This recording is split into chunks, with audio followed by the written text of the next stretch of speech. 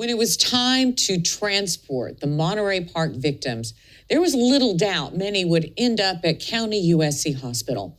It is one of 5 Level 1 trauma centers in LA County and the only one in East Los Angeles. Its staff is considered one of the most experienced in the nation at treating trauma injuries, including gunshot wounds. So when the victims began arriving on Saturday, January 21st, the triage team was ready.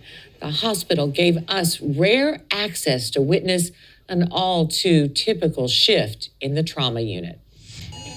It doesn't have to be a Saturday night. There's been Mondays, there's been Thursdays. I've had a Thursday that's worse than any worse Saturday that I've ever had. Trauma does not discriminate. USC base? Yeah, it's okay, base rescue 10 with the notification.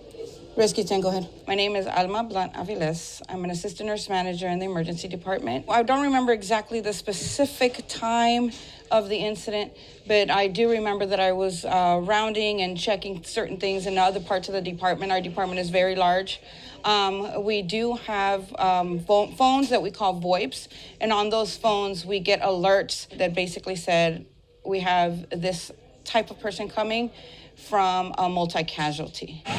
You have 10 unresponsive inside, and you have 2 that are still in critical condition and breathing.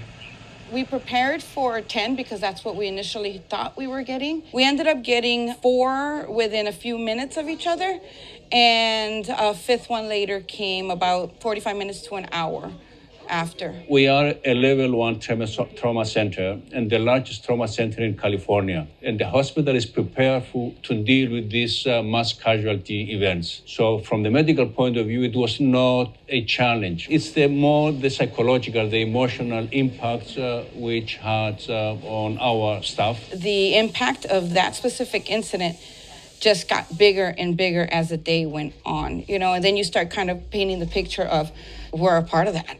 I actually operated on one. Yeah, I helped them operate on one of the most critically injured. They did not make it. As a trauma surgeon, you don't remember the people you save, but you always remember the people you lose.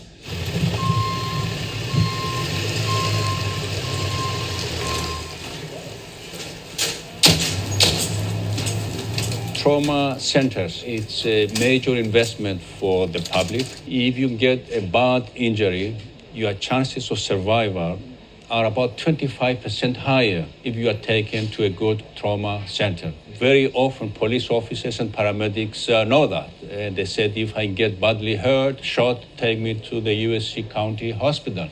And the reason for that is that we have a huge experience, and many of the concepts in the management of these gunshot injuries, which are now national standards, came out from this hospital, from research from this hospital.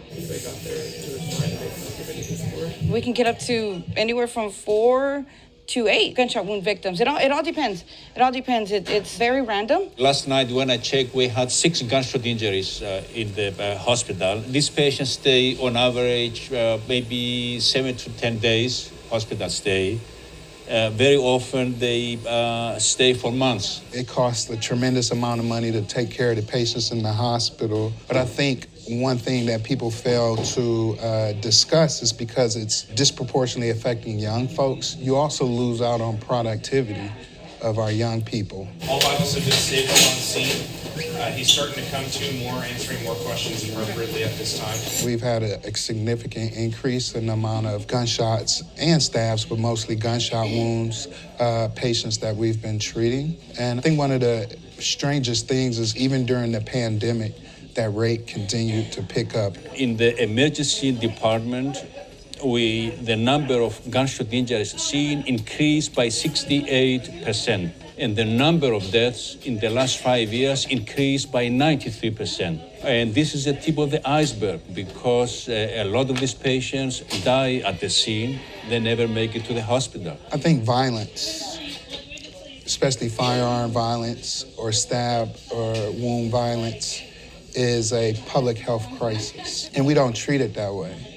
And I think violence should be treated just like we do high blood pressure, like we do diabetes, like we do cancer. It's an epidemic. It's not a problem, it's a major epidemic, and people need to know that, and the society and the politicians and the leaders need to decide which way to go. Do they want this to continue, or do they want to do something else?